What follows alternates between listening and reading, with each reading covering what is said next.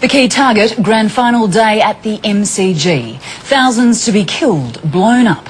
And now we find out that the homegrown terrorist who plotted it all was on welfare payments for 19 years. He never worked a day and has cost us millions. Claire Brady looks at the jihad cell that was funded by you and me.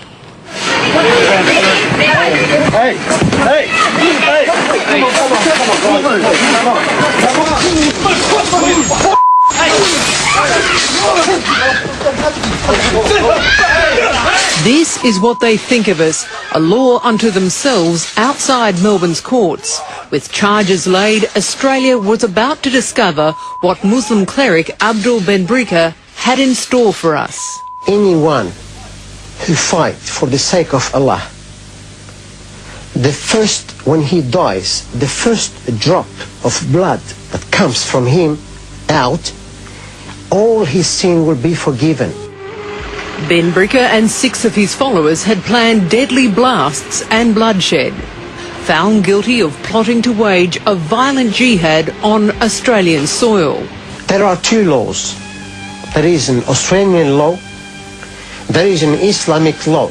And if that wasn't bad enough, it's now been revealed that you were paying for him to plot his vicious attacks, every day making his deadly plans with your taxpayer funds.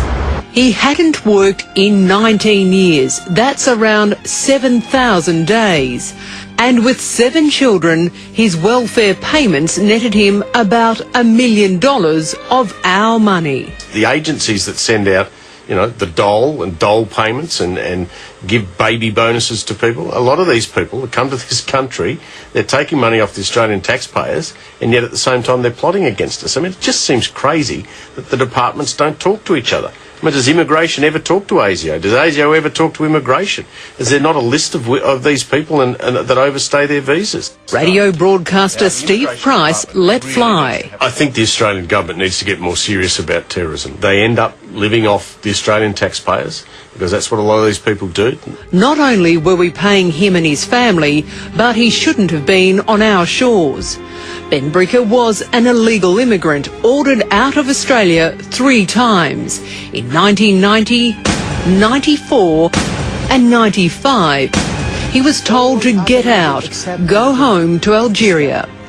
But instead he fell off the immigration radar, married a Muslim Australian and won an appeal to call Australia home, and kept on plotting to destroy our way of life, comforted in the fact we were funding it all.